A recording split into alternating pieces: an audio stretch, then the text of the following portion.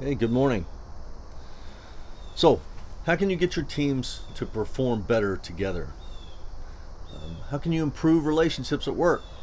How can you boost satisfaction in your teams? How can you see and solve problems more quickly? I think you can get all these benefits by using team huddles, and I recommend huddling every day at every level of the organization.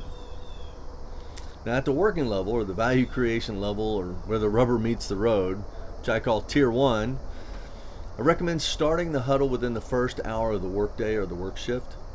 Maybe allow just enough time for people to arrive late for one reason or another, but set a time and always start on time. So, what are you going to do in this huddle? Well, you talk about how yesterday went. You review the key metrics, you review the problems that occurred, and then you celebrate the successes you had. And then you celebrate whatever's happening today, whether it's birthdays, anniversaries, vacations, babies, graduations, finishing things, whatever you got. And then you talk about today.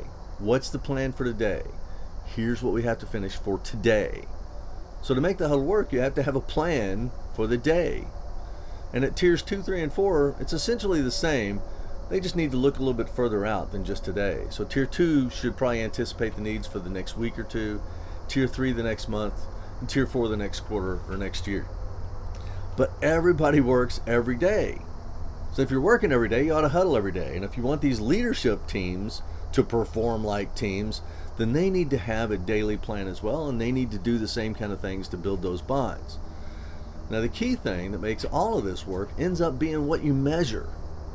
If you measure the wrong things, things that aren't really something the teams can affect, then nobody really cares, and the huddle will just be something they have to do.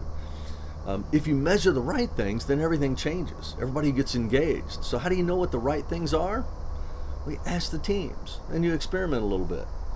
If you just use whatever senior leadership or the continuous improvement team gives you, it's not likely to work.